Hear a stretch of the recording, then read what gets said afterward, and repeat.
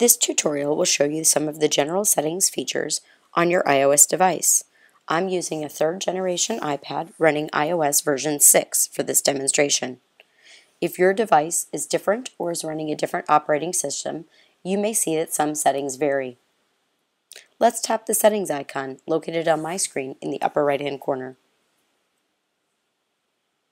You'll notice along the left hand sidebar you have the settings menus for a number of different items. In this tutorial, we'll focus on the settings under General. Tap General to follow along. You'll notice starting at the top of General is a menu titled About. You can tap About to learn things about your iPad, such as the name, the number of songs, videos, photos, or applications that are loaded on your device, the capacity of the device as well as the available storage space, the version number, model, serial number, Wi-Fi address, and Bluetooth address of your device. If you scroll further down, you'll notice that you have other notices from Apple. To get back to the previous menu, notice that at the top of the About menu is a button titled General. This is the breadcrumb to get you back to the previous menu. You'll see these breadcrumbs throughout the settings as well as on other applications on your iOS device. Let's tap General. The next item in the list is the Software Update menu. You can check the software update to see what version of the software you're running and to update it if necessary. If you're on version 5 or above for your software, you can update it directly from the device. However, it is advised that you plug the unit in to a power source while updating. Plan for this update to take approximately 20 minutes, depending on your internet connectivity speed. You'll notice my device is up to date. Let's tap General at the top to get to the previous menu. You can also look at the usage of your device by tapping the Usage menu. The more things that are stored on your device, the larger that the top menu takes to populate. However, right now you'll notice we can look at the iCloud storage. We can turn the battery percentage menu on and off so that it displays in the upper right hand corner of our screen, and we can see the usage available since it was last charged or in standby mode.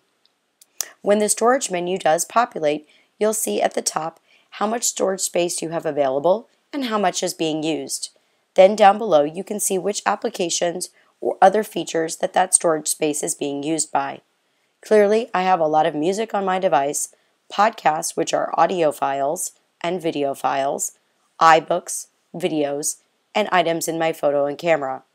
Then the other items are listed in order from the greatest amount of storage space to the least amount of storage space, and these are mostly apps. You can click the Show All Apps button at the bottom. This is a great way to see if you have any items that are taking up a large amount of space when you need to free up space. Let's tap General at the top to go to the previous menu. The next item available on the list is Siri. If you tap Siri, you'll notice that you can toggle Siri's features on and off. You can also choose the language with which you like Siri to speak to you, the voice feedback, and you can associate one of your contact items in the list with your info so Siri can address you appropriately. Let's tap General at the top to go back to the previous menu. If your place of work uses VPN, you can tap the VPN menu to connect this. Check with your networking staff to see the VPN information for your location. You can also use iTunes Wi-Fi Sync if you connect your device to a computer. The information on the screen will allow you to connect that, and you can choose Sync Now if you like. If you have a managed device from your school location, this feature may not be available to you. Let's tap General to go back to the previous menu. The next item in the list is the Spotlight Search. If you tap the Spotlight Search, you'll see the menu of the items that will appear when you do a Spotlight search. Let's illustrate quickly what a Spotlight search is so that you understand how you'd like to set up this menu. I'm going back to my home screen, and I'm swiping on my screen from left to right to pull up the Spotlight search. Anything that I search in this search bar will show up with the Spotlight search. Let's go to the settings to show you how those items will appear when you search. You'll notice if I do the Spotlight search, those items will appear in the order of Applications first, then Contacts, Music, Podcasts, and the remaining items that you see in the list. You can change the order that those appear by tapping and holding and dragging the handlebars on the right-hand side up or down to reorder the items in your search. If you use your search display during class or to do other presentations, you may want to deactivate some of the items from the Spotlight search that would reveal personal information about you, your colleagues, or your family members. For example, you may want to deactivate the contacts by tapping the check mark in front of the word contacts so that it is deselected during presentations. You can always come back to the settings and re-tap it to use it when you're not using your device for presenting. Let's tap General at the top to go back to the previous menu. The next item in the list is the Auto Lock feature. You can adjust the auto lock anywhere from 2 minutes to 15 minutes to never. Auto Lock will prompt you to slide to unlock your screen if your device is inactive for this number of minutes. Remember, if you set your auto lock to never, then regardless whether or not you interact your device, the screen will not go back to the lock screen, and this could result in using your battery more quickly than you expected. If you set your auto lock to 2 minutes, the device will go back to the lock screen and fall asleep after only 2 minutes, helping you conserve battery power. Adjust this setting to suit your needs and your battery needs. Let's tap General at the top to go back to the previous menu. The next item is the passcode lock. If your passcode lock is on, as mine is, it will prompt you to enter the passcode when you tap the passcode lock. Once you're inside the passcode lock menu, you can turn on and off the passcode lock or change the passcode. You can set the delay for which the passcode is required if you have not been using your device. And you can change your passcode from either a simple passcode, like the one you saw moments ago, to a more advanced passcode using the entire keyboard. You can also allow Siri access and picture frame access while your device is locked if you choose to do so. You can also option for the data to erase from your device at a 10-digit failed passcode attempt. So if someone is trying to access data without permission, your device will be wiped, securely erasing all of your contact information, music, applications, and any other data that you may have stored on your device. Set the passcode lock to your security preferences, noting that the passcode simplicity or complication can increase or decrease your security level, as well as the amount of time with which you require your passcode. Let's tap General at the top to go back to the previous menu.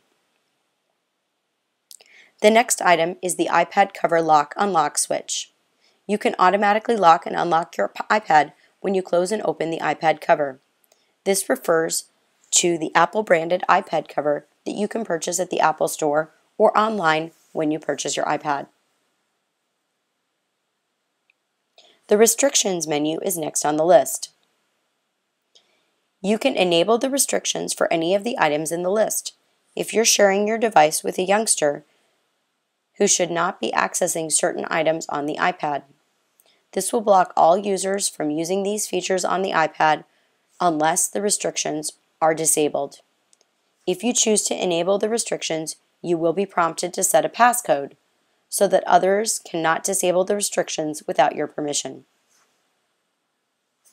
Let's tap General at the top to go back to the previous menu. The next item on the list designates what the purpose is for the side switch on the side of your iPad, iPod Touch, or iPhone. You can designate that switch to either function as a mute switch or as a lock rotation switch. If you choose to have it function as a mute switch, when you double tap your home button and slide from left to right, you'll notice that in the lower left-hand corner is a button for the lock rotation. If you choose lock rotation as your side switch item, that when you go to your multitasking bar and slide to the right, you'll notice in the lower left-hand corner is your mute switch.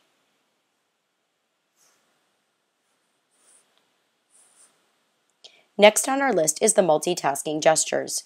If you turn these gestures on, you can use 4 fingers to pinch to get to the home screen, swipe up with 4 fingers to reveal the multitasking bar, or swipe left to right between apps to go back and forth between your recently used apps. You can also set the date and time, your keyboard preferences, your language preferences,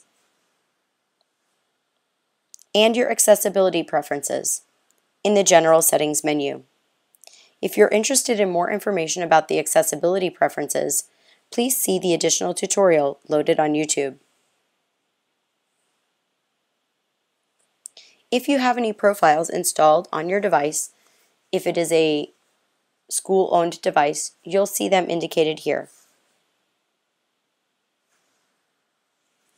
And finally, you can reset your device by tapping the Reset button, and you have these reset choices that you see on the screen now. Let's tap General to go back. This concludes the tour of the General Settings in your iOS device.